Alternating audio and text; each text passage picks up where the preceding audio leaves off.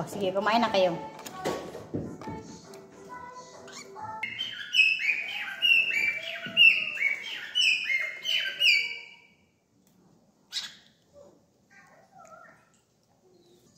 Dada, ano kinakain mo?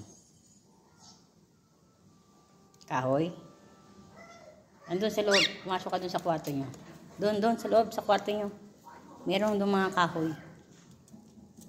Ang galing, masunurin. Very good. Diyan, sundan mo yung kapatid mo. Ay, lover mo pala. Hoy, tiran mo yung lover mo.